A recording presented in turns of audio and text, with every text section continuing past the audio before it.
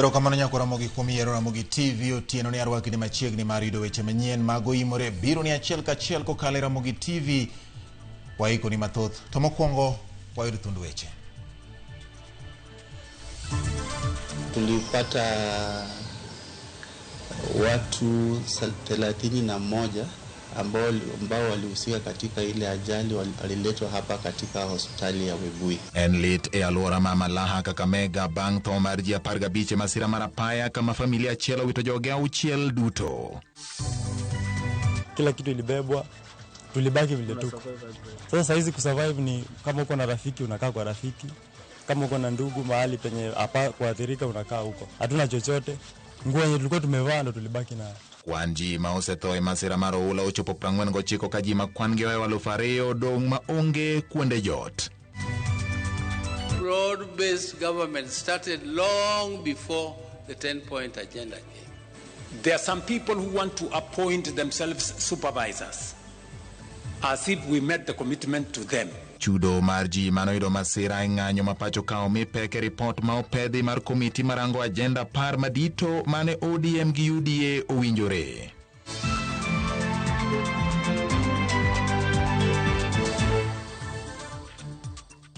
Ramogi ber thuolo mar ndiko na namba en 23600 Facebook Ramogi TV Kenya, mbui mar YouTube Ramogi TV Kenya, X en @Ramogi TV KE. Machiegni jaloko mar ilongo ni Belinda Phillips, nyinga en George Bati. Safar mar loso riwruok mar siasa e kind duond bura mar ODM kod UDA ogoyo okang' maduong' bang' bura mar duond buche ariyogo podho paro mar chugo aput mar jolony madhi telo tayo twak. Aput makamano mar ji 4 mag ODM kod ji mamoko 4 mag UDA dhi bedo gi ting' manono manifesto mag ODM kod UDA, ndiko dwaro mag kweth ka kweth, ndiko winjruok kachiel gi chwalo weche ma duond buche ariyogo kochopo e winjruok ne jatend piny William Ruto to kod Dr. Oburu Oginga ma en ogai mar ODM. Jafwambo marwa mar siasa Chris Owino chakono weche manyien mag oimore gi ripodno. Ng'weloso riwruok mar siasa kind ODM kod UDA motelo ne yiero mar 2027 osechakore bang' romo mag jood bura mag sirikal manywanda podho paro mar chugo aput mar jolony madhi chako twak makamano. E romo mane obage kar romo maduong' ma KICC e Bore Nairobi, jood bura gi duol achiel ogoyo tik paro mar chugo aput mar jolony 8 madhi tayo twak makamano. It is my request and that of the party leader of ODM that as a way of now progressing our consultations in line with the authority given to us by the organs of the party, that this PG endorses the formation of a technical committee to now take the process forward of 4 members from ODM and 4 members from UDA to craft for the party leader of ODM and myself a technical committee to put together how we take this process into the future as recommended by the party organs of the 2 formations. And we want to ask this PG to agree that we form a technical committee of 4 members each from UDA and ODM to take this process forward. As many as of that opinion say aye. Aye. As many as of a contrary opinion, if they want to say something, they have nothing to say. We are saying we want to go to Canaan through Singapore. That Singapore used exactly the same methods we are using, including the infrastructure fund. Kalure gi director maduong' mar ODM Dr. Oduor Ongwen, aput makamano dhi kolo manifesto mag ODM kod UDA mar keto e mesa chenro mag dongruok magichano miyo jo Kenya pone giloso serikal tok yiero maduong' mabiro. Aput makamano makuku mar tende dhi bedo e bwo director maduong' mar ODM Dr. Oduor Ongwen kod nyawadgi mar UDA Nicodemus Bore dhi ndiko piny dwaro duto mag ODM kod UDA kaachiel gi weche mantiere winjruok. Poni ODM kod UDA orem chopo e winjruok, aput makamano biro chwalo weche makamano ne jatend piny William Ruto kod ogai mar ODM Dr. Oburu Oginga mar bedo gi duol mogik. that as many as of the opinion that they agree with the decisions of the organs of ODM and the organs of UDA on the process of engagement between our two formations, as many as of those who agree with the decisions of the organs of the party say aye. As many as of contrary opinion say something? Nothing. Okay, they said nothing. Kakayo mar bedo gi duol marome aput makmano, ODM kod UDA dhi bedo kod jokanyo ang'wen moro ka moro. Tend ODM kod UDA igeno ne dhi gwelo jokanyo mag aputno e ndalo machuok mabiro. Weche mag pogo lemo mag telo kind duond buche ariyogo biro bedo ting' mar tend ODM kod UDA bang' aput makmano tieko tije. Chris Owino, Ramogi TV, Nairobi. Sirikal oyango ni giketo tenge maromo siling bilion 2 mar chulo ganda manoyudo hinyruok e kinde ng'anyo. Magi oyangi e kinde sedho report mar mese 10 manoketie winjruok e kind ODM kod UDA. Walter Nyambaga nigi ler. E kar bagorombe ma KCC Nairobi, romo mane okelo kanyakla jo od bura mag ODM kod mag UDA, mocho e kom kod ogai mar ODM Dr. Buroginga, e kod jatend piny William Ruto mar UDA. Ka ema komiti mane omiting mar jiwo keto en mise 10 mag bero Kenya kata 10-point agenda, mocho alele podgi report maulieko weche bura kachiel kuom wechego wuok e tengo silings bilion 2 ne chulo jok mane oyudo hinyruok mag ng'anyo kochakore 2017 nyaka sani. We did not even stop at 2013. We went back all the way to 2017 to make sure that all those that were affected by protests from 2017 are now captured. So we have already identified all the people in there. We have provided resources. You will be approving 2 billion shillings to make sure that we have the resources to compensate those people. Ogai mar ODM Dr. Buroginga kod jatend piny William Ruto onyiero jok makoni mise 10 ngunyore lo kendo chope giko gino moduono sirikal mar manywanda. But there are people who thought that this report was is the one which formed the foundation for establishing broad-based government. Mr. President, I want to inform the country that broad-based government started long before the 10-point agenda came. There are some people who want to appoint themselves supervisors, as if we made the commitment to them. We did not make the commitment to them. We made the commitment to the people of Kenya. And our responsibility and reporting is to the people of Kenya. Ruto kasiro lipodno chiko spika mar od bura mamalo kod mar Senate mondo los aput madhi luwo matut kendo keto e tim gik motendre kod chike mar chopo kare lipot mar mise 10. We must now accelerate the passage of the laws that are there in Parliament. And I do recommend that we establish a mediation committee, a broad-based mediation committee, to negotiate between the two houses of Parliament so that we can fast-track whatever is remaining of the 10-point agenda. As you know, that some of us have been very concerned about the issue of victims, and I'm glad that today they've gone on record. Apudno cholo weche 11 mondo ketie tim mokelo kanyakla chuogo komiti od bura marango keto e tim chike mokwamo od bura mondo kadhi lipodno mar NADCO mapod odong'. Rango ratiro mag oganda kanyakla kod weche mamulo loch gwenge.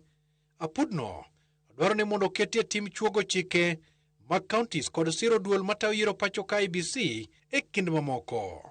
And this is what we've come to do this morning. Give the implementation status in terms of each of those 10-point agenda. To promote access to justice, the Independent Policing and Oversight Authority should conclude investigations into complaints within 6 months and publish its findings. Mageti mreka Governor Masia James Orengo, total kod kuku mar ODM kod UDA, kase ole podno ni orem chopo winjruok manenie kind Raila Odinga kod Ruto. Raila nowacho kendo 10-point agenda ni nyithiwa manomaki mondo we manonegi mondo joma nonegogi mondo donjnegi mondo otwegi to manotho anyuolagi mondo yud compensation. Giseyudo koso pok giyudo?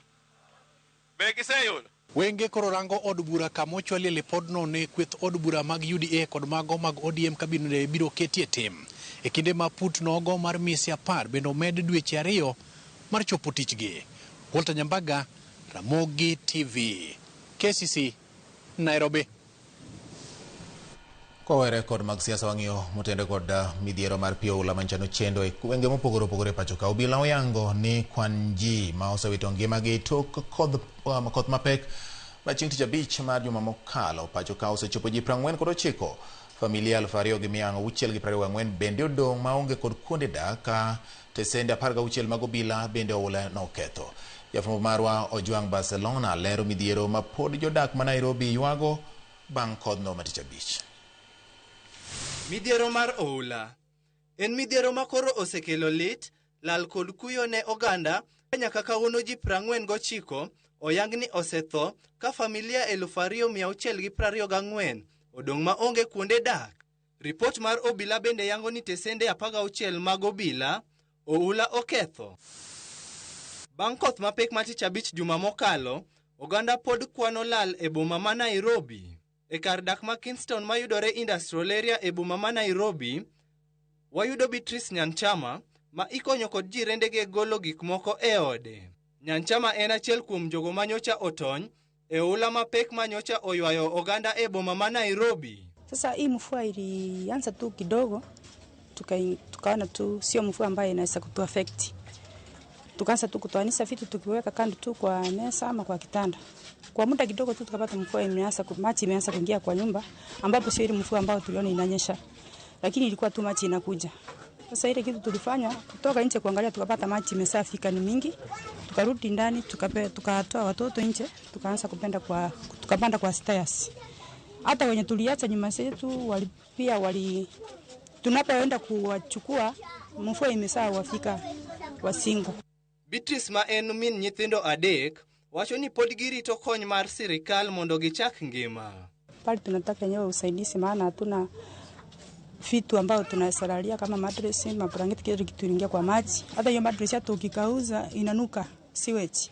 So sina usaidizi, tunataka usaidizi. E kar dak ma Kingston, moheo familia 100 nyocha oyudo midhiero mar oula no. Ilikuwa mwendo wa saa 2 kuelekea saa 3 usiku.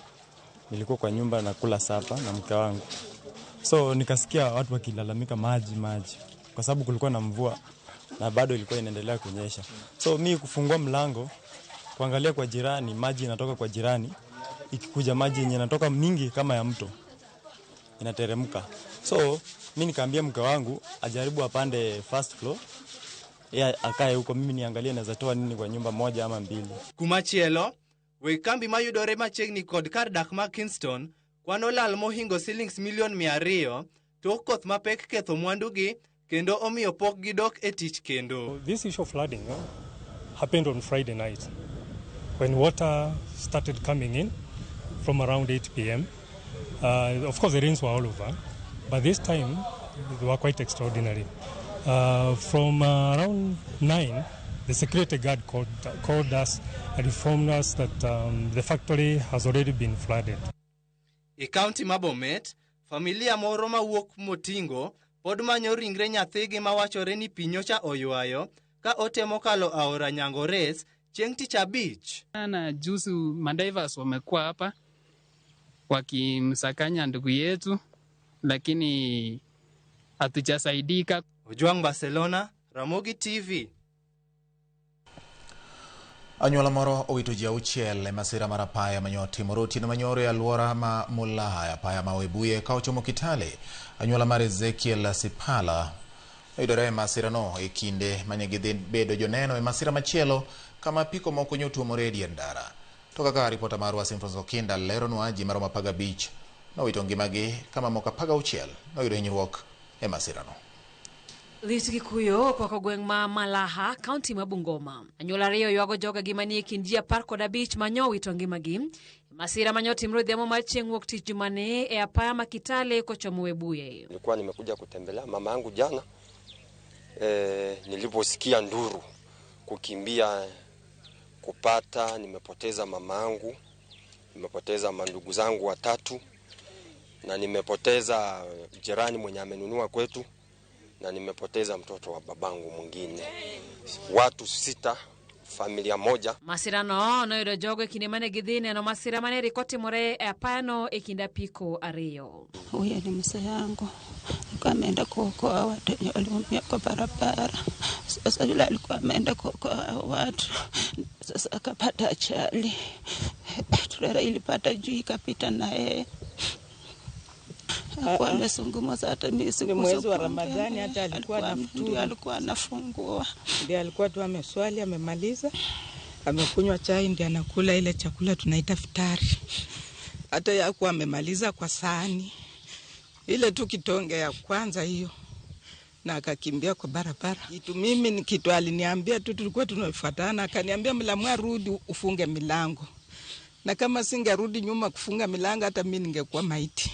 Karokod report marobila pikipiki ariyo no tuomore e alwora mar Malaha e kar sade kotieno mar chieng' wuok tich. Tulikuwa kwa bike watu 4, tulikuwa tunatoka Misiu. Tulikuwa tunakuja huko Webuye. Sasa tulikuwa 4, kuna kijana alikuwa nyuma yangu. Sasa Nissan ikatokea nyuma ikamgonga yeye akakufa, alafu sisi tukaanguka kwa mtaro huko. Hao wenye walikuwa wamekuja kutuokoa, nasikia sasa lori ilikuja nao, ile harakati ya kuangalia ndio lori ikatokea huko ikapita nao wote. Itire jomano ringo mondo res jomano yudo masirano ikini matrela moro no wito break kendo biro tumo jomane temo reso jowadgi mano tum koda piko. Mimi vile naongea hivi ndio nilibeba kwa pikipiki, kampeleka hospitali, nikamshughulikia. Nikarudi nikaanza kubeba watu kwa pikipiki nikawapeleka hospitali. Kwa wale wenye nilibeba kwa pikipiki, mmoja peke yake ndio bado anapumua, lakini wale nilibeba wote wameshaenda. Jia par no wito ngima gikanyo ka jomoko no ringo de od thieth mar Webuye County Hospital. Kati hawa majeruhi 21 madaktari wetu na wahudumu wa afya wote katika kazi ambayo walifanya ambayo ni nzuri, tuliweza kuokoa maisha ya watu 16. Watu 5 walifariki wakipata matibabu hapa katika hospitali. Mmoja kati ya 5 tulijaribu kumfanyia upasuaji lakini hatukufaulu. Alifariki akipata hiyo huduma katika chumba cha upasuaji. Ringre jogo kane karkano ringre ma Webuye County Hospital. Simfrozo Kinda, Ramogi TV. Do mamalo orem machungo keto e tim chik ma NTSA okelo mar kumo joketh chike mag apaya ka okalo e yor ote machuok kendo goyo gi fai kanyo. Ma en bang' jo-Kenya moko dhi e do mar kwedo chikno. Ma timore ka NTSA omedo nyiso jo-Kenya ni chikno dhi konyo e reso piny kaluwore kod masira ma kinde ka kinde mosebedo ka timore apaya ma pachoka kendo dhi golo mibadhi ma okwako sekta mar wuoth. Jafwambo marwa Lydia Okeo luwo ripotni kendo mae sigana. Duol marango chike mag apaya NTSA nyolando kete tim chik mabiro neno ni joriemb nyamburko oluwo chike mag apaya ka kum mar ketho chikego biro bedo fwai mar chulo omenda kanyo. Kata kamano, Ja-Kenya mabende en dereba Kennedy Maingi Mutwiri odhi e doho kendo mako bura ne NTSA kod Attorney General ma pachoka ewi okang' mane NTSA okawo mar chugo chik makamano. Mutwiri ne dwaro mondo mi doho gol chik machungo chik makamano tiyo, kowacho ni okang' makamano ok oluwore gi chike ma pachoka kendo odhi ataro gi ratiro mag oganda, kwayo mane doho orem chopo kare. Mutwiri wacho ni chike mag apaya kare 403 gin chike ma ka okethi gi joriemb nyamburko to owinjo tergi e doho mondo mi makne gi bura, to kuwinjore go gi fwai makanyo kapok doho owinjo buchgi kendo owinjo kao ya kuomgi giwegi. Owacho ni goyo fwai kanyo ne joriemb nyamburko miyo NTSA donjore e tich ma ok margi, tich ma doho owinjo bed ne timo ma en kaluwore gi chik ma pachoka wang'e 159. Doho kata kamano ok ochungo kete tim chikno ka burano ibiro winj tarik 9 dwe mar 4 higani, kama doho biro chiwo yo ma burano biro luwo. E seche gogogo NTSA kokalo kuom Director mar Nation Kondiwa olero ni ageta mar chikno ok en choko omenda, to en neno ni chike mag apaya oluwe pachoka. Olero ni giseketo rameny kata wang' didi makoro biro mako pichni joriemb nyamburko kod apiko maketho chike. There's a lot of negotiation when it comes to traffic violations, and it has been proven worldwide that the moment you make offenses and violations negotiable, you set the standard too low. Bringing certainty and deterrence to that process actually makes people behave. Olero ni wang' dedego biro mako sama jariembo ketho chik kilomita adi ma okadho godo kit ng'wech ma chik oyie, kendo ibiro orne jariembo tipo mar nyamburko mare kata piko mare pono ni en kod ng'ur. So we charge the vehicle owner will produce the driver, because we believe no one can drive your vehicle without your consent. Definitely you must have given out the vehicle. So that is the concept. NTSA wacho ni joriemb nyamburko moketho chik biro chudo kokale bengi mar KCB ka bang'e ibiro ket chenro makare mar kawo fwai. Chikni biro e kinde ma masiche mag apaya osebedo ka medre pachoka ka higa mokalo kende ji 5,900 ne owito ngimagi e apaya. Lydia Okeyo, Ramogi TV, Nairobi. Osura ni manen jalup jatend piny Rigathi Gachagua okwedo muko ma itaye kuonde dak mopogore opogore alwora ma boma ma Nairobi ka okoni okang' ma kamano thiro johala. Bende ochayo tend William Ruto ma okoni olokore kendo timo gik moko ataro gi singo mane ochiwo ne jo Kenya kane pod omanyo tend piny. E kinde mane okoni onge johala ma ibiro muk kare mar yuto. Gachagua okwedo muko madhi nyime kuonde uso e alwora ma Githurai, Roysambu, Dandora to kod chiro ma Uhuru Market. What is even more troubling is the glaring selectivity in the application of the demolition orders. While the government moves with a remarkable speed and force against kiosks and small stores owned by struggling Wananchi from the Mount Kenya region, other large and well-known establishments that sit on contested public land remain conspicuously untouched and rarely discussed in the same breath. Why can this remarkable government energy be used to unlock drainage in Nairobi and streamline disaster management in our cities? Kausura ni migao mar thieth okumba mar thieth mar SHA duol mandiko jopuonje tich TSC kachiel kod riwruok mar jopuonj mar Kopet oromo mar kelo winjruok e ng'ur ma osebedo wi thieth mag jopuonj ma giyudo ka gitiyo kod okumba mar thieth mar SHA. Jafwambo marwa Judith Omondi lero mathoth e wi winjruok margi ma temo duoko geno ne jopuonj e wi thieth pachoka. Wabiro golo jopuonj e klas. Odong' mana ndalo 2 kende to jopuonj e bwo riwruok mar Kopet chako ng'anyo kaluwore gi singo mane gichiwo juma ma okalo.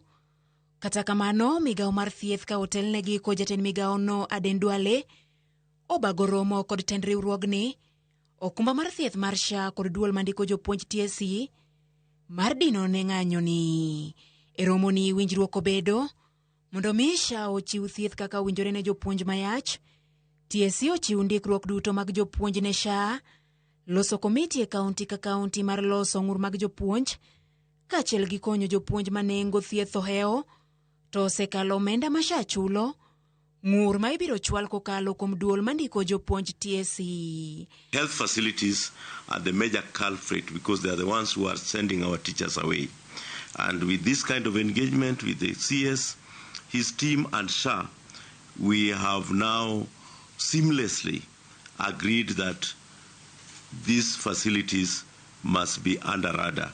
Make use of the call center where teachers, where we have staff, both from SHA and TSC, to respond to your queries. Kata kamano e weche sir mag omenda, ne jopuonj ma oyudo hinyruok kod ng'ol e kinde tich, manie bwo Group Life Cover, kaachiel gi Work Injury Benefits Act, SHA ok bi chiwo, kendo TSC owinjo bag twak kod migao mar omenda mar manyo omenda mabiro chung ne mago. We are going to operationalize the last expense benefit under SHA.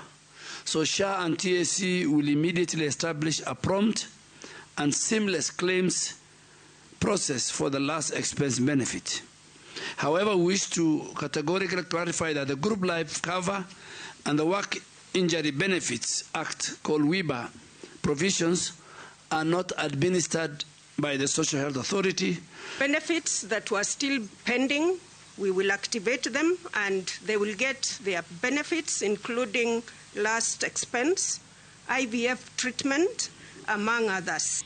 E kindeni bende dwa leo chiwo siem ne ute thieth mariembo jopuonj kod jokenya mamoko kata bed ni owinjo gi chiw thieth e bwo okumba mar thieth mar SHA okoni ndalogi okwan. If we find that you have denied Kenya his basic constitutional right to the attainment of health care, not only shall we suspend you from the portal of SHA, we will go further and deny you the license to operate that. So you are denying a patient who is sick, who can die anytime, because of your greed that SHA has not paid you.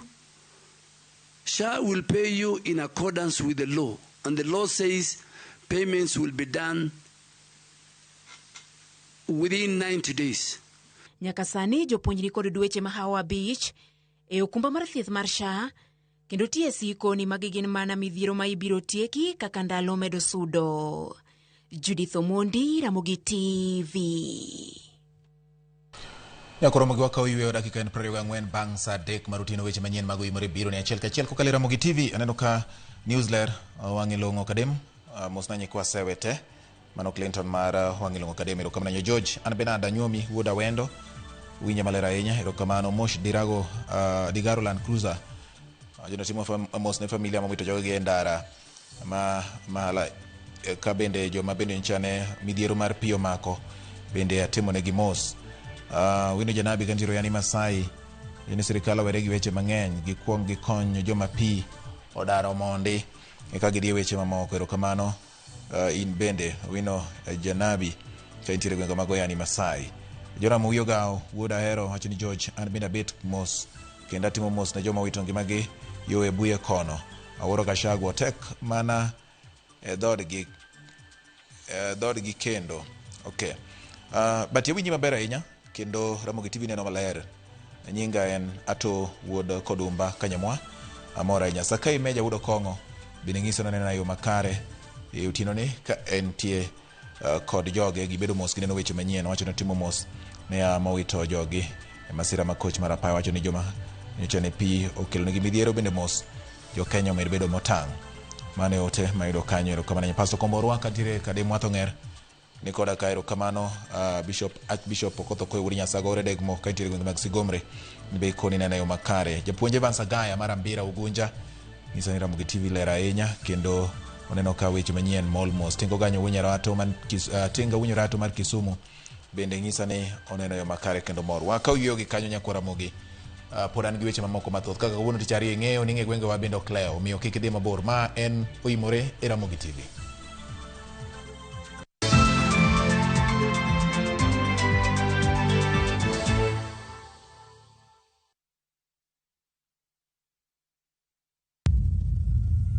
Kar chakruok wach ne nitie, to kata sani pod nitie weche machando ganda manyaka many duoko maggi. Kingli bimbe chando wa kabisa, chando wa okwa pur an mokwongo bim no lawa magora piny maidong neno lwetani. In wacha nikech asewuok oko mar keloni joma ni kod duoko. Nam kanyo koro sani wan gi shida nikech rewa kethore kendo wause nengo mokethore nikech waonge gi kaka wanyalo preserve gi kwarito godo chiro. Tudri koda an George Bati e chenro mar Mbakoromo Iwacha tich adek saa 4 okinyi nyaka saa 7 odiechieng' mana e Ramogi TV.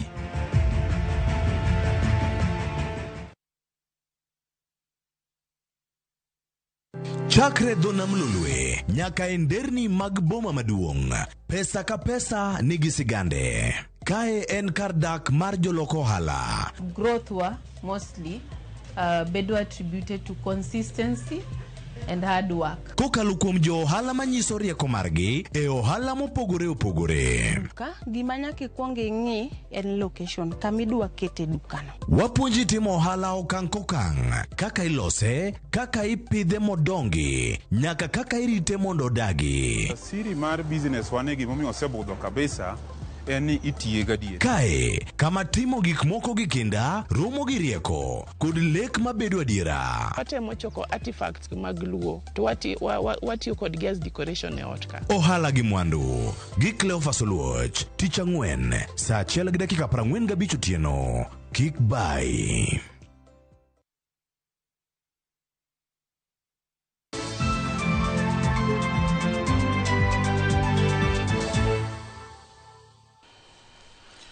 Machiegni kendo nyakoro mogi wadhi nyime gi weche manyien. Moko kuom jopiny kar chung'od bura ma Kasipul koro dwaro ni koma mar jalup gavana mar kaunti ma Homa Bay oduogi kar chung'od burano ka gikoni lemono ne en ma jo Kasipul. Komno ne odong' thuolo bang' ka mane en jalup gavana ma Homa Bay Joseph Oyugi Magwanga yande no gwetao. E kinde ma gavana ma Homa Bay Gladys Wanga dhi nyime gi go turbine wi ng'ama winjo bed ni owalo e lemono. Moko kuom jopiny kar chung'od bura ma Kasipul owuok oko ka gikwayo gavana Wanga mondo yie oduoke lemono Kasipul ka gikoni lemono wuon ne en mar jo Kasipul. Wane gavana en ni wang'eyo maler ni deputy governor machon Oyugi Magwanga nyocha oweyo ofis, to ma ne en lemo mar jo Kasipul ma nyaka piny ngima ong'eyo. En gima nopangi sa 2022 sama ne ji dhi e yiero. Omiyo wang'eyo ni kata mana gavana ong'e maler ni lemo ne nitiere ei Kasipul ka.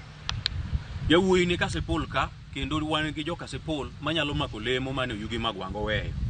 Omiyo gavana onen matut sama koro bro lando jalupne, onen matut kendo ng'i malong'o ni Kasipul emane wuon lemo mar deputy governor. Koro yie oduognwa deputy nikech radios mamoko be wasewinjo kolendo ni gin gi jogi ma gidhiro mondo mi okaw lemono. Siasa meneno ne kata mana Mudavadi kane wuon mare notho. Mudavadi omane e university mobedo. Kuonde mang'eny osetimre kamano.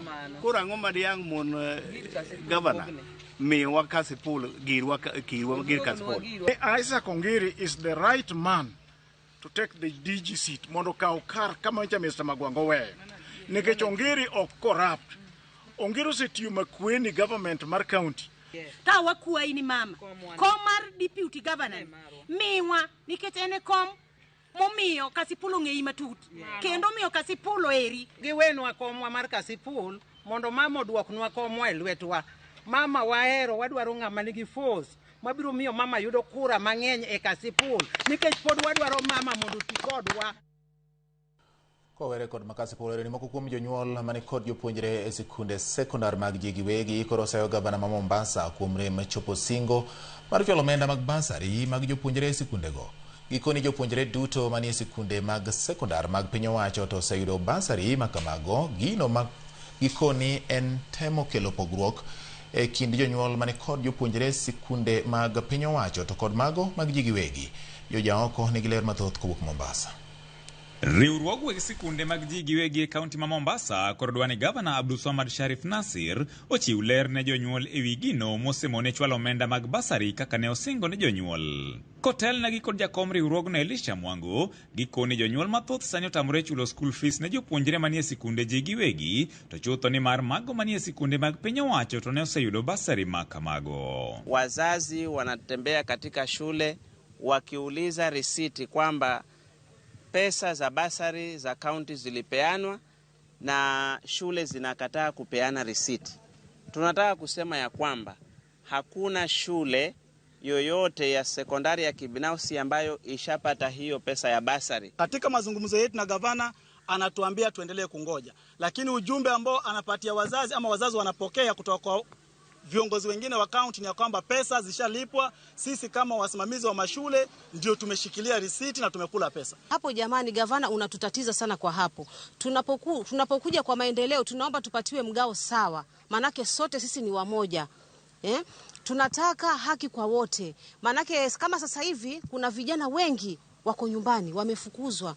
Moko kuom jonyuol koni wach makamano korogo gi nyang'eng kendo thothgi sani okwamo gi jopuonjre e mier nikech onge mar school fees. Kata kamano, jatend migao mar somo e kaunti ma Mombasa koni ne giketo jopuonjre mane sikunde mag piny owacho ng'ala manyime chenro ma kamano, kolero ni Sanitend County rito mondo kadh budget mar omenda mabalang'. Kama wasimamizi wa shule za kibinafsi Mombasa, ni jambo ambalo limekuwa tata kwetu kuelewa, kwa sababu wale wenzetu ambao ni wa shule za serikali wote walipokea malipo kulingana na hadi ya gavana. Anavyoenda shule anafukuzwa, akija nyumbani mzazi sisi tunaona kama ambaye walimu wanatudanganya. Kwa nini shule nyingine zimetolewa na nyingine bado hazijatolewa? Hiyo nilipouliza nikaambiwa kwamba gavana ni siasa yake. Hiyo si ukweli, siasa yake hiyo. Hiyo ni siasa. Hiyo kitu kama hiyo hakuna. Waambia wazazi wale ambao kwamba walipeleka watoto wao katika private schools wawe na subra, tuasubiri supplementary ikipitishwa, basari kama hizo zitakuwa ni zenye kupelekwa kwa mashule. Magi Timorese chegi matend county ma Mombasa bende dhi nyime kod twak ewi chenro mar chwalo chiemo ne jopuonjre manie sikunde mag ji giwegi. Mimi kama mzazi hiyo inaniuma sana, maana ikifika wakati wa kuhitaji kura sote sisi tunakuwa wamoja, tunawekwa upande mmoja. Lakini inapokuja wakati wa maendeleo tunaanza kutengwa. Huyu sijui ni shule za kibinafsi, huyu ni shule za serikali. Mimi nauza tu gavana. Yeye vile alivyojua. Atuambie ile ukweli, nani yasema ukweli sasa? Kama ni mwalimu na basa yake anaambia ukweli, ama kama ni yeye mwenyewe kuna makosa. Atuambie, maana ndio tujue kama hiyo pesa ikitoka ilitoka vipi na iko vipi. Maana sasa tuko Japanda. Walimu wanasema vingine, yeye pia alitueleza vingine. Ikiwa imekuwa ni uzito wanafunzi kama hawa kuendelea na masomo yao katika private schools, feeding program sasa hivi inaendelea katika public schools. Wachukue wanafunzi hao wawapeleke katika public schools, itakuwa ni nafuu kwao kuliko kubaki katika private school na wanashindwa kulipa masala ya fees. George Aoko, Ramogi TV, Mombasa. Jodak e gwenge mag Nyati keto ahinya e lokesen ma Central Kadem yuago monj ma kinde ka kinde ma itimo kod repe ka koro gidwaro mondo piny owacho ka okalo kuom duol ma ochung'ne le mag bungu mondo okonygi e riembo lego. Jojuma nigi ler mathoth. Ywaruok e kind oganda kaachiel kod le mag bungu ma oting'o repe e subkod Nyatike pod jimbore ka jodak e location ma Central Kadem yuago lal ma ikelo kod repe. Bedo yenam kocho tamo gibiro mai miere gibige kaw moko gitere other areas mondo bed safe, mondo dhano bendo bed safe, kik human conflict bedie. Pepe odake iye ka nyaka raw nitie ka monyuol man gi nyathi makata nyoro nyithindo manyodhi nam nyo ng'ado ndara kama nuchung'e cha gi nyathine no manyo riembo joma nyodhi nam moduogo. Jodak ma Miuru bende yuago lal ma ikelo kod bimbe kaachiel kod ong'eche ma bende oseyo ka moko kuom oganda osidonyruok ka mwandu bende koro sekethore. Roda Opolo mejega gwego mag Central Kadem era achiel kuom jodak moseyudo lal ma ikelo kod repe masani koro kwan go simedre e gwengego. Daka ka inano tieng'o kacha tieng'o ugo sani kata kidhie ka gadieri mar Nyasaye ok itony mok ineno raw gi wangi kama nikech rewe no anam oduogo kuonde gi moyugno pieri ge shone no yawe to kochopo nam koro dhi o stop gi bath dala na kanyo to koni owe kalumbe motie obedo bungu koro rewe no akucho biro ka piny lil to giyudo kaka giwuotho kuonde gi gichiemo nam kucho gi magichame onge koro repe gi gin seche te. Opolo osudo lal ma opogore opogore ma oting'o nek mag jamni kaachiel kod kethruok mag kothe e puothe. Puro nyanya bathe ka nikech pi an go machiegni kanyo koro nyanja no en ni chuno ni wuon parwa nindo ok e puodho rito nyanya nyaka nyanya chiegi koro chwora rito raw asase murite puodho gotieno mondo mi onindo ot bedo tich matek nikech kodhi oninde ot to raw dhi chamonwa puodho no be maka puro te ka nyithinda dhi skul nikech an gi nyithinda 4 ma dhi skul. Jodagi ma Central Kadem mane nyaka sani koro gidak kod luoro kawe kod repe ma bende osebedo ka koro monjo nyaka kuonde ma gidake e sechego mag otieno. Sani en higa bich karaw nonego dhiang' dalana nobiro dipo kama dhok nitie monego dhiang' na follow gigo manang'e ni ne onego sechula gigo dhi kamano nyocha juma mokalo Saturday mokalo kore kaka wuono 1 week jiranda jaduong' mane wuoyo cha raw nyocha konego dhiang' mokadho kadi koro dhok adek raw nyocho kadala ne raw. Ruoth morito location ma Central Kadem Philip Opolo wacho ni oganda mathoth e gwengego osido lal ma ikelo kod repe mowacho ni kwan-gi koro osemedre e gwengego. King'ado kata area mar Angugu gotieno kidhi Nyora gotieno wuodhi kokalo sa 3 kidhi ng'ado barabarano nikech rewe opong'e. Nikech vegetation be pi noduogo oko ma vegetation otie nyaka tie nam mierego joma nie miero ok nyal wuok kata gidhi e choo. Ka opogore kod masando oganda gwego mag Central Kadem, jodak e gwego mag Miuru Bay bende ywago monj ma itimo kod bimbe. E kinde ma jumbe 3 ma okalo, nyathi ma jadweche 3 ne bimni okayo mohinyo marach e gwego mag Miuru. George Juma, Ramogi TV, Migori. Ramogi ywaruok e kind le mag bunge kaachiel kod dhano en gima osebedo ka timore, omiyo geno ni bad migawo mochung' ne rito le mag bunge biro kelo yot ne jopiny kendo nyiso gi yore ma owinjo bed ni gitiyo godo kata nyalo kony go tieko ywaruok e kind le mag bunge kaachiel kod dhano. Wawere kod mago koro wadonje e ng'e gwengewa kaka nasingo ni chiro mar ng'e gwengewa kawuono. Ng'e gwengewa rango sigand gweng' ma iluongo ni Aram ma yudore e sub-county mar Rarieda e county ma Siaya. Sigand Aram nochalo nade kata chalo nade nyaka gie sani, nochakore kanye to gin ang'o gini ma yudore Aram ma nyalo miyo inene kaka gwenge mamoko. Ma e ng'e gwengewa gi Millicent Adhiambo.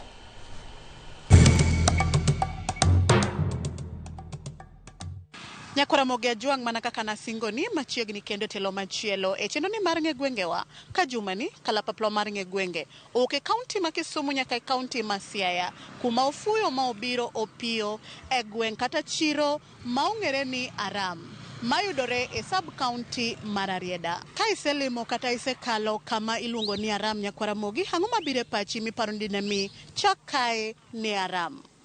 Mokwongo achiel kachiel wagoane mbaka kod jodak kod johala makae ginyiso ni to ginto pachgi chalo nade e wi gino magiparo manomiyo chak kae ni Aram. Gima nomiyo chakore Aram en tong' Uyoma Gasembo. To ji ne gorega, ji ne timo lweny. Koro ka ji ne gore, koro jo Uyoma ukoni chich kam wachung'eni, wachung' Aram. To chiro ni en chich Uyoma. Ok obed chich Asembo. Mae momiyo nochake na Aram. Nikech en e kindwa. Aram en chiro maduong' ma wan onyuolo wayudo. Kendo nwawinjo kuom jodongo. Kane wacho na Aram nobiro ka nitie lweny moro mane nitie kind Uyoma gi Asembo. Koro jo Asembo ne oramo ni ok gikadh ka. Jo Uyoma bende noramo ni ok gikadh ka. Koro miyo chiro ni nobedo ni nyingo wuok na Aram. Ne en tong' mane ni kind jo Asembo gi jo Uyoma. Koro jo Uyoma gi jo Asembo bet ne dhirore. To kane gidhirore to gikone ema ka ema nobedo tong' mar Asembo gi Uyoma. Emomiyo nying mar Aram nobiro. Kana penjo kadongo, nawinjo ni jo Asembo gi jo Uyoma ne gore ka gikedo. Koro kane gichopo kar kaendi to jo Uyoma oramo ni ka koro ok wakal, jo Asembo bo oramo ni ka koro ok wakal. Koro emomiyo nochake na Aram. Koro ji te noramo. Ne giramo, jo Asembo noramo ni dwaro Aram. Jo Uyoma be noramo ni dwaro Aram. Koro ne giramo. Koro miyo nomiye nying na Aram. Bang' winjo kaka jodak oselieko kotenore kod nonro mar nying gweng'ni kata chiro ma Aram, we koro wawinja nena adieri motenore kod kuku mar wach e wi gima nomiyo ochak kae ni Aram kendo kaka ne ochakore. Aram nochakore in 1918. Kano ochake to noger mana ude mag pare gi mag jwala. Koro kochopo 1936 to wuora Didakus Olambudima ogero blok mokela ton mito ma jathum mogo thum ka molengo ji oika Asembo gi Uyoma. Ne en kati mar Asembo gi Uyoma. Koro bang'e no ruodhi mane rito piny Asembo ne nitie ruoth Adhola Wuon Odindo. To ruodh Uyoma ne en Otumba Wuon Bede. Koro ne gibedo piny kech ne gitiyo atiya to onge boundary. Koro kane gibedo piny to ne giwe ni mondo giket boundary manyiso ni ng'ani tiyo gi ka, ng'ani tiyo gi ka. Koro kane giwinjore to noluong Bwana DC moa Kisumu mobiro ka.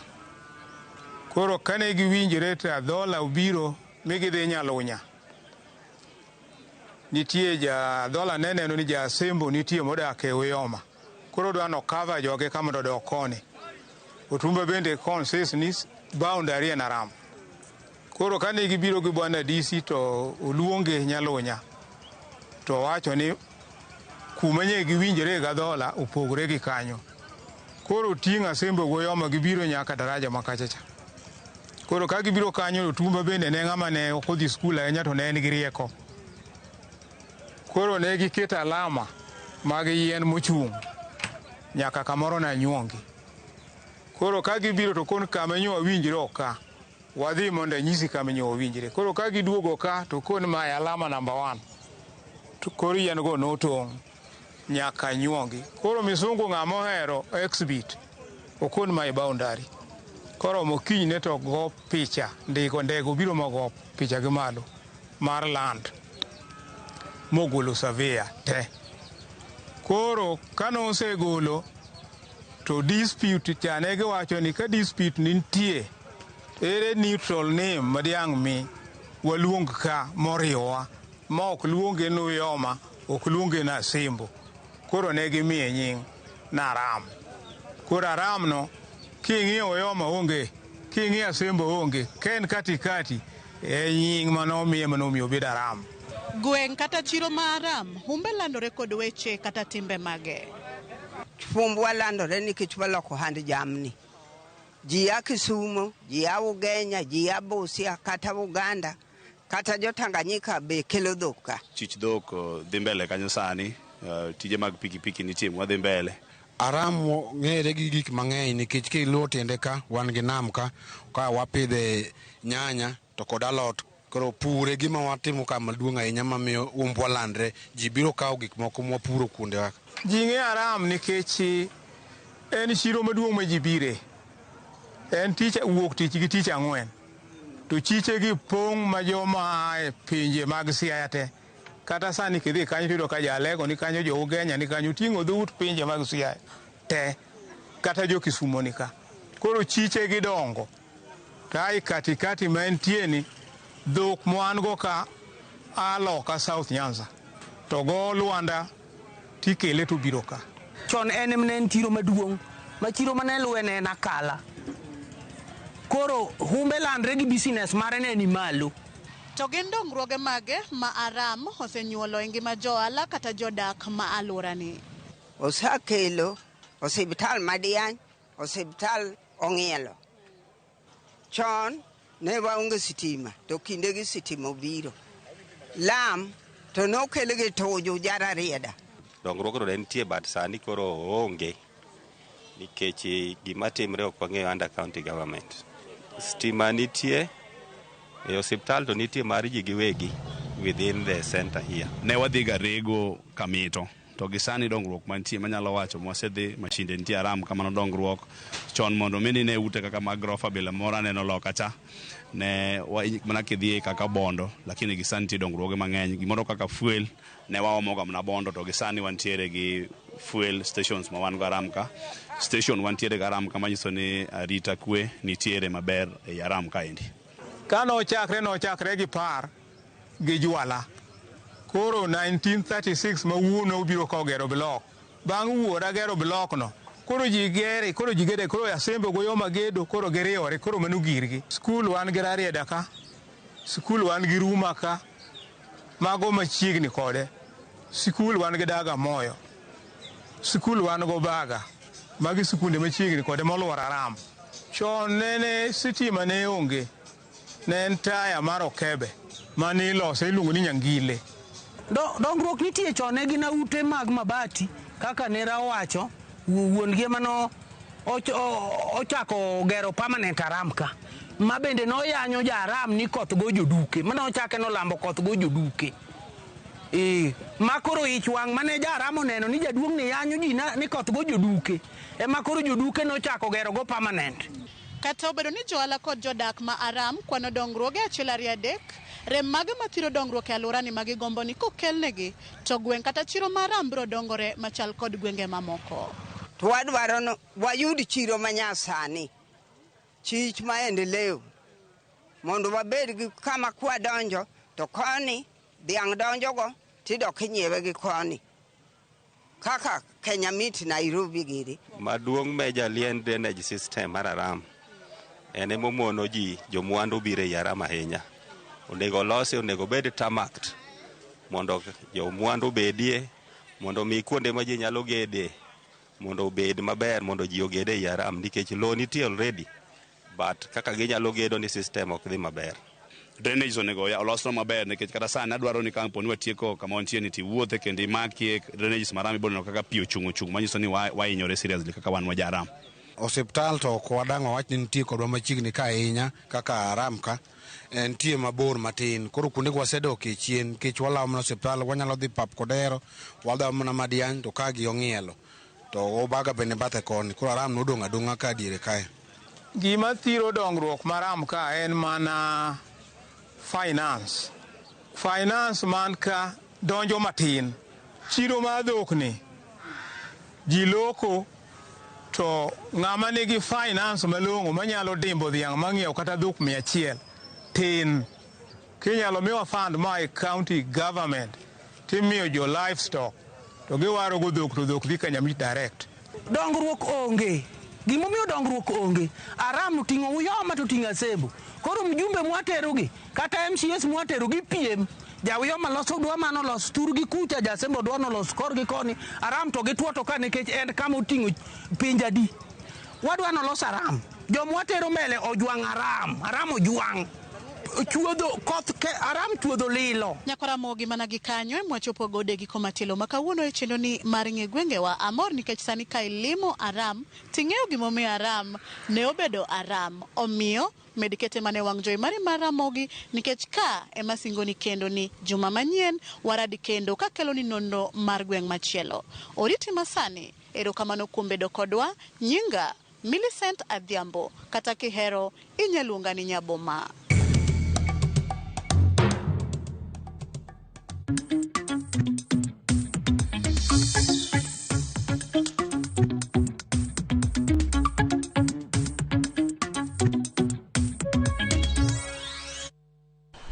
Haya, ing'eyo kaka Aram nobiro, koro wawere gi Aram. Wadonje weche mag ohala. Jatend piny Kenya William Ruto kawuono go olang' e chich omenda ma Nairobi Securities Exchange kaka yor yawo ayanga chenro mar timo ohala gi kambi modhi ma Kenya Pipeline Company kendo yawo ayanga chenro mag ng'iewo shares mag kambino. Kuwe kinde nyasino jatend piny owacho ni okang' makamano en ondamo maduong' en ni lek mar piny Kenya odhi mbele yore dongruok kochopo kare ka omenda mawuok e kambino ibiro tigo resiro chenro madongo mag dongruok. Ma biro mana ndalo achiel kende bang' jatend piny keto koke e chik mar aguch omenda mar National Infrastructure Fund kaka ema koro ibiketi omenda mawuok e kambi KPC ma en siling bilion 106 ma bende romo 65.5 ma biro Nyakaramogi kinde ma koro kambino gol e lwet sirikal. As at June 30th, 2025. It has a history of dividend payments to its sole shareholder, the government, which I think in the past 5 years is cumulative 24 billion. So to our shareholders, clearly this is a profitable entity and you made the right decision to invest in this IPO. Unlike previous privatization proceeds that were absorbed into the general government budget, the proceeds of this IPO, as well as future privatization, will provide capital to the National Infrastructure Fund, which I signed into law yesterday on Monday, February 9th, 2026. Jatend migao mar wuoth Davis Chirchir oyango ni paundeke ma JKIA oseyudo heka 12,000 mar yawo paundekeno kochakore dwe mar 6 mar higani.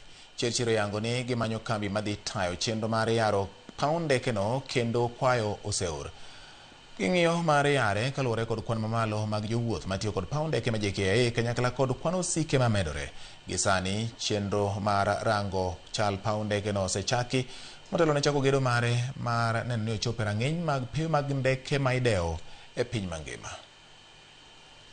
Our airport today being like you've had a destination airport we're not a transit, because like Gedi did acknowledge that most travelers coming into Kenya are coming into Kenya either for one reason or another. They are not transiting. And then therefore, when we don't have the kind of airport that Ethiopia, one of our competitors, built in Bole Airport, or Rwanda, Bukasera, and so on and so forth, we can run the disadvantage of losing that economic opportunity that a multimodal travel network do provide to an economy like Kenya. We've retained, I've talked a bit about financing. We've retained a Trade Development Bank to work with us as lead arrangers together with the Africa Finance Corporation in doing the financial structuring and lead arrangers, because I did say that 70% will be done through debt, and debt that from a project finance perspective, that will be managed from the future cash flows, and therefore this has to be a bankable project. We have to be very sensitive to ensure that we do present the true position from traffic profiles based on historical performance and so on and so forth. Jopith rech matindo makwan giromo kata makwan giyo 2,400 na matimo pith mar rech ni kata ponds e kaunti ma Homa Bay oyudo sir mar nyithi rech maromo milion 2.5 madhi konyo gi jiwo yuto margi kod kedo kod nok mar rech masani odok piny e nam Lolwe.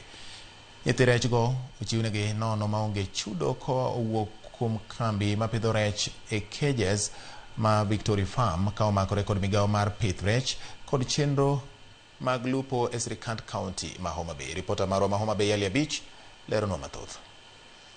Sibiri kindi jo lupo ka achiel kod jokanyo mamoko e sekta mar lupo kalore kod kwan rech masani kodok piny e nam Lolwe, gino mikelo kod wach tiyo kod gige lupo maricho mamako nyaka nyithi rech, kendo osemiyo jolupo e nam Lolwe kalo kadhi lupo e pinje mag libamba, gino makelo negi chandruok kaka yor jiwo pith mar rech e gwenge mopogore e kaunti ma Homa Bay. Kambi mar Victory Farm matimo pith mar rech e cages e gwenge mag Rowe, Suba South ka omakore gi migawo mar pith rech e sirikand county ochako chenro mar chiwo nyithi rech ne jopith rech matindo matimo pith rech e yewni kata ponds. Kapisa e kambino Sisa Siyo oyango ni gichiwo nyithi rech milion 2.5 e kaunti mangima. Wachako initiative mar chiwo rech ne jopith rech ma waluongo ni small scale farmers. Fingerlings ma wachiwo gi wang'e ni biro konyo jopith small scale farmers mondo okonygi gi chako mar pidho rech mayot. Wabiro chiwo fingerlings 2.5 million Homa Bay County ka to wachiwo gi ne county. Koro county ema boyiero kaka gibiro distribute nikech county ema ong'eyo network mar small scale farmers. Korwa to wakonyo county gi gero these small scale farmers. Chenro makamano mano ochaki odiochieng' ma kawuono biro dhi nyime kuom ndalo 5 e kaunti mangima, kendo geto jopith rech matindo ma kwan gi 2,400 ka gijiwo jopith rech mondo oket maino margi jatimo pith rech e yewni ma ok giketo pachgi rech mimako e nam Lolwe masani kodok piny. Chenro ma wachako ma bende dhi run over close to a week ma wadwa kele rech ne jopur Homa Bay kae maromo milion 2.5. Chenro ni wageno ni bro bero ngima jo pidh rech ka miyo gi nweng'o e wana gi mapidho rech, kendo miyo wa yudo alternative sources mag yudo ngege kopogore gi nam. Wang'eyo ni nam obedo gi pressure mang'eny kendo rech odok chien, kendo kaka achiel kuom yo mwanyalo yudo go proteins then kawa support with mag pidho rech. Agriculture has been issuing out seeds for farmers to improve on the production. And for us in fish farming, today, in partnership with Victory Farms, we are issuing out fingerlings for our fish farmers to have the primary input of having food in our homesteads and also improving on the income. Ka jopith rech wacho ni gisebedo ka gineno pek e chenro mar pith rech magitime yewni, kendo chenro makamano biro konyo ting'o malo pith mar rech e yewni e kaunti ni. Wadhi keto nyithi rech e pond, wadhi chako pith motegno, kendo agonero kamano maduong' nikech pith mar rech ni komiyowa wadhi bedo gi chiemo, wadhi bedo gi school fees, Chandruok mang'eny mane wan go chien ka. Moko nyaka dok chien nikech wadhi bedo gi school fees, nyithindwa ok bi riembe school, wadhi bedo gi chiemo. Pesa matindo mane chando wadhi yud. Fingerlings ko yie modongo maber. Magidongo maber. Tang'eni an gi konyruok mbele kachacha. Konyruok mane? An gi chiemo manyalo yudo sama adhi riyo kech. An kod pesa manyalo chulo school fees. Kech ang'eyo ni abiro uso gi. Alia Beach, Ramogi TV, Homa Bay.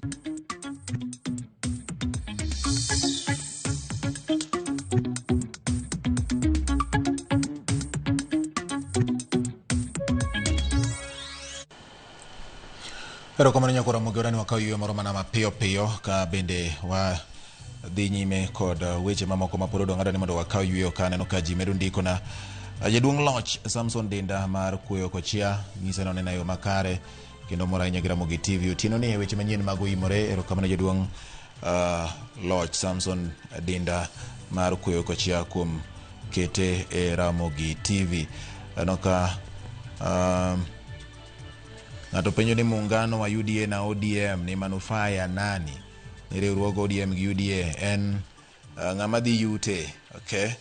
Mano e gima ng'ato penjo ka ok ondiko na nyinge, waweye gi kanyo. Eno ka bende Woodbat yaworo kaka dhano oula tero kendo nego malit timo mos makena ne joma ne oyudo masira no. Mano jakom George Rarieda ema wacho kamano. Benga ma Migori kocha Jaro Soja en ntiere Gor Mahia Nairobi, State House Nairobi.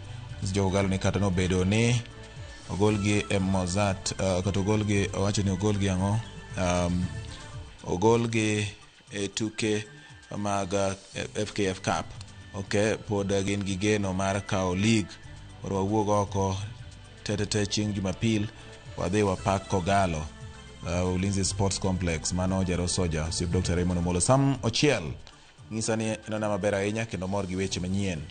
Erokamano in bende neno ko Zoom Kapeta ng'isa news donjo ne makare ahinya. Kevin Omondi Mariala Township erokamano ahinya okomborwa kachiel kod Dudu Bayeri kuri Nyaseme.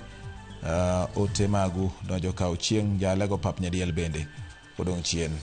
Bishop Ogea erokamano ahinya kuom kete Ramogi TV. In bende adwani mondo wakawane yueyo kendo gi kanyo kinde ma Morris Dianga bende nitiere ka. Kose kawo yueyo to wadugo ka gi weche mag tuke omiyo kik idhi mabor, pod wadhi nyime gi mamoko modong'.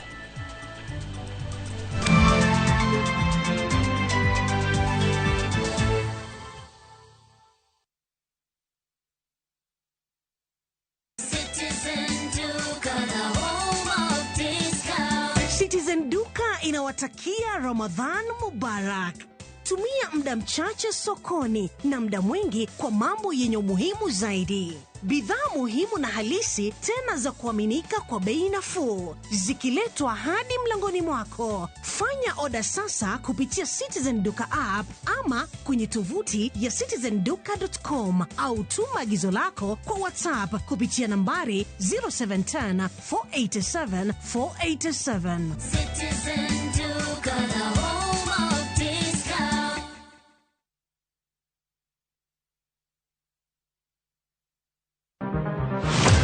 Chal mar pinywa en gima ichiko e mbaka ma wabedo godo kanyachiel. Okoripo bed ni warito Trevor nyaka issue obedie.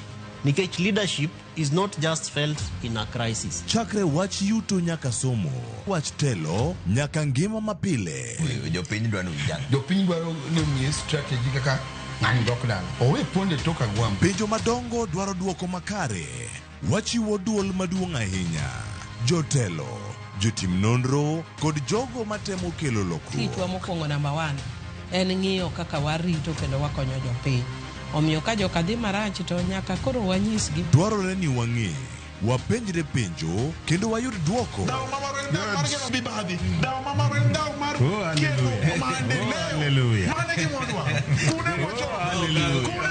Riwri kod Trevor Ombija, Tich Adek, Saa 3 otieno mana e Ramogi TV.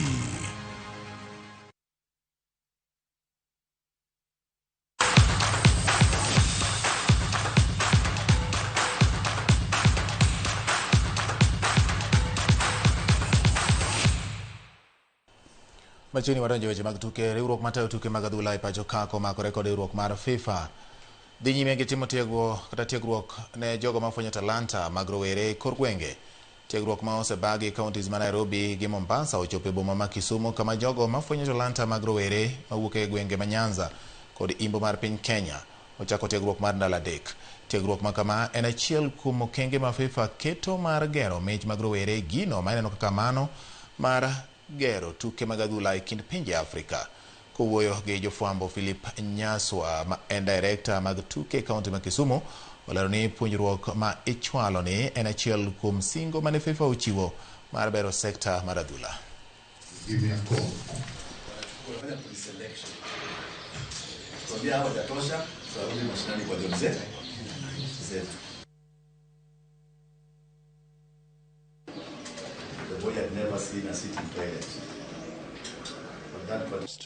Bringing these coaches, grassroots coaches, to be introduced into the framework of talent identification and talent development is a very good beginning point for the football fraternity in this country. Personally, nimefurahia sana. Nimekuja kulan na nitazidi kulan na learn vitu mpya kutoka kwa hii talent identification. Na I'm so grateful. Ukiangalia kama kwetu West Pokot, tumekuwa management for very long time. Hakuna mtu ange tuone wachezaji ama tuone watoto wadogo kwa hizo kategori tumeambiwa. Tim mar Kenya mar joga bal owuok e pacho ka okinyi ma kawuono ka gichomo piny mar Afrika ma milambo ka gidhi e tuke mag bal mag Masters Swimming Championships ma idhi bagi e boma ma George. Tim no dhi nyagore kod joga bal mawuok e pinje mopogore opogore piem mar juma achiel ma ochan ni dhi chakore kawuono kaduchieng' ma kawuono kendo igeno ni biro dhi rumo tarik 16 mar dwe ni. Riwruok ma ochung' ne tuke mag bal pacho ka onyiso mor margi kod ikruok ma gitimo ne timno kendo ginyiso geno mar ni timno nyalo dhi duogo kod midila.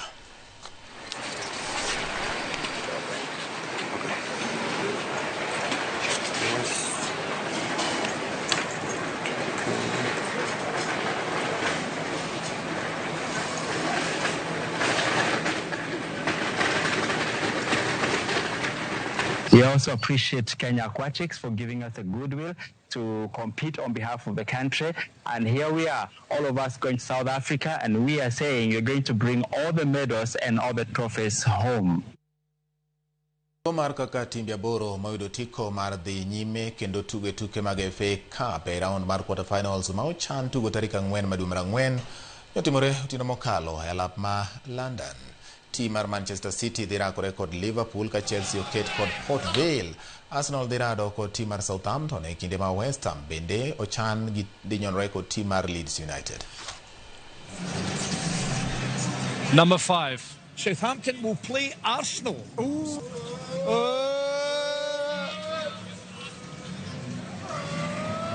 Number 7. Number 7 is Chelsea.